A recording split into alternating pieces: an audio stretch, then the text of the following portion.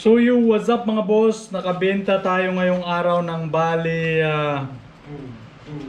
ngayong araw is bali 2250 and 2556. 2250 plus 2556 equals 4,806. Bakit tinutotal natin mga boss? Kasi yung 10% ng profit natin ay ilalagay natin dito kay Mr. Piggy. So Mr. Piggy, so 10% ng ating profit, meron tayong 4,806 sa ngayong araw na nabenta natin na 15 pirasong live, tapos 14.2 kilograms na dressed chicken. So bininta natin doon sa kakilala natin, yung presyo is secret lang yon.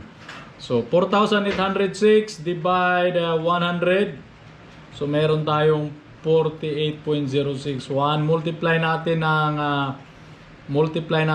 10%, meron tayong 480.6 na 10% profit. So 480.6 ang ilalagay natin is si 500 lang dito kay Mr. Piggy. So 10% ng profit lagay natin kay Mr. Piggy. Sana ay mapuno ka talaga ng marami. So yun mga boss, so itong natira, pandagdag naman natin doon sa total, kasi itong ating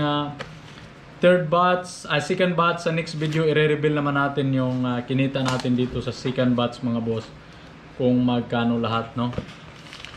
First batch, second batch, tapos yung third batch na umpisahan na natin magbenta, bali titingnan na lang natin yan mamaya. So alright mga boss, by next video sa third batch naman tayo. Ayun, hanggang dito lang muna. Happy farming and God bless everyone. Let's go!